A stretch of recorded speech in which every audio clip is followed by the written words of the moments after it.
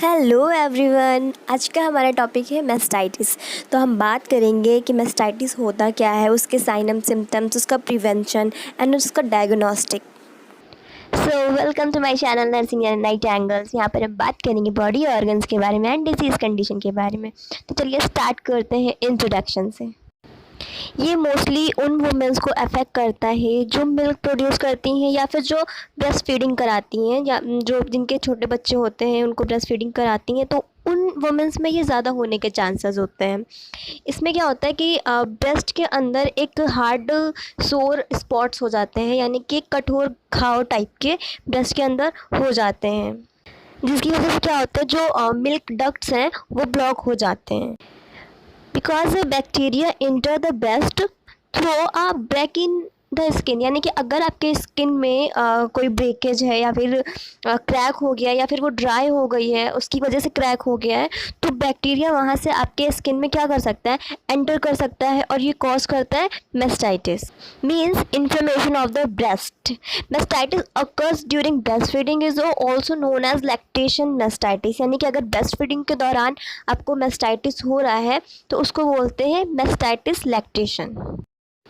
तो चलिए अब हम बात करते हैं डेफिनेशन की। Inflammation of the mammary gland in the breast due to bacterial infection via damage nipple और टीथ। दैट मीन्स अगर निप्पल्स डैमेज हो या ब्रेक उसमें हो कहीं पर भी, तो उसकी वजह से क्या करता है, बैक्टीरिया उस जगह से अंदर चला जाता है ब्रेस्ट के अंदर, तो वो क्या करता है, इन्फ्लेमेशन कॉज करता है। Inflammation of the mammary gland का मतलब है कि मेमोरी ग्लैंड मतलब जहाँ से मिल्क का प्रोडक्शन होता है वहाँ पे इन्फ्लेमेशन कॉज करता है। ज़रूरी नहीं है कि सिर्फ वहाँ पे ही कॉज करे, ये पूरे ब्रेस्ट में किसी भी जगह पर कॉज कर सकता है। इजी लैंग्वेज में हम इसको बोल सकते हैं इन्फ्लेमेशन ऑफ द ब्रेस्ट। इसकी अदर डेफिनेशन है painful infection of the breast tissue. हम बात करेंगे रिस्क फैक्टर्स की, यानी कि किन किन वजहों से ये हो सकता है। सोर और क्रैक्ड निप्पल्स, यानी कि अगर आपके निप्पल्स में शोर है या फिर घाव है या फिर उनमें क्रैक हो गया है, तो आपको ये होने के चांसेस है। या फिर अगर आप बहुत ज़्यादा स्ट्रेस ले रहे हैं, टायर्ड हैं, या फिर स्मोकिंग कर रहे हैं आप, तो भी आपको मेस्टाइटिस हो सकता है। या फिर अगर आप ब्रेस्ट फीडिंग के टाइम पे प्रॉपर पोजीशन नहीं दे रहे हैं बेबी को, तब भी आपको मेस्टाइटिस होने के चांसेस हैं। या फिर अगर आप बहुत ही टाइट ब्रा पहन रहे हैं, जिसकी वजह से क्या होगा कि जो ब्लड फ्लो होगा ना, वो इम्प्रॉपर हो जाएगा, प्रॉपर ब्लड फ्लो हो नहीं पाएगा, जिसकी वजह से वो मेस्टाइटिस को कॉज करता है। तो लैक ऑफ ब्रेस्ट फीडिंग, यानी कि अगर आप बेबी को फीड नहीं करा रहे हैं तो भी आपको मेस्टाइटिस हो सकता है। तो चलिए अब हम देखते हैं कि मेस्टाइटिस के कॉजेज़ क्या क्या हो सकते हैं। इसका जो मेन कॉज है वो है स्टेफाइलोकोकस ऑरियस।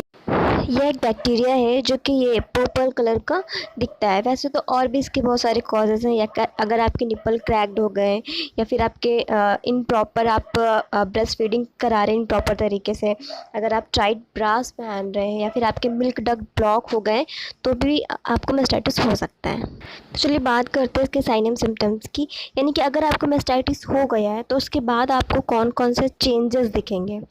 ब्रेस्ट लैम्प, यानी कि लंप में ब्रेस्ट पड़ जाएंगे। इस तरीके से यहाँ पे आप देख सकते हैं कि लंप मीन्स गांठ पड़ जाएगी ब्रेस्ट में, वहाँ पे कोई इन्फ्लेमेशन हो सकता है ब्रेस्ट के टिश्यूज़ में, या फिर उसके जो मिल्क डक्ट हैं उसमें कोई भी इन्फ्लेमेशन हो सकता है, या फिर आपके निपल से डिस्चार्ज निकल सकता है, या फिर जैसे कि कोई पस फॉर्मेशन निकल सकता है आपके निप्पल से, स्क्रीट आउट हो सकता है।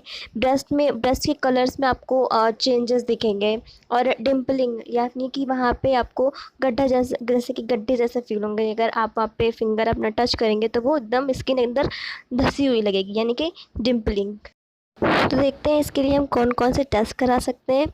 अल्ट्रासाउंड करा सकते हैं हम, उसमें पता चल जाएगा कि आपको मेस्टाइटिस है या नहीं है।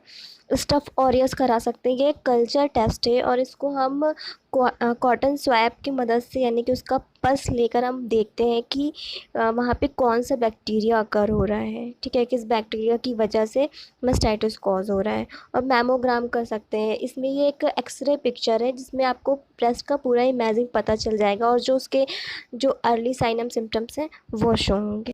तो चलिए देख लेते हैं कि इसमें हम क्या क्या ट्रीटमेंट देंगे। Non steroid anti inflammatory drug, या ये मतलब हम पेन से रिलीफ के लिए दे सकते हैं, इन्फ्लेमेशन और फीवर को रिड्यूस करने के लिए भी दे सकते हैं। एनाल्जेसिक्स, ये भी हम पेन से रिड्यूस करने के लिए दे सकते हैं।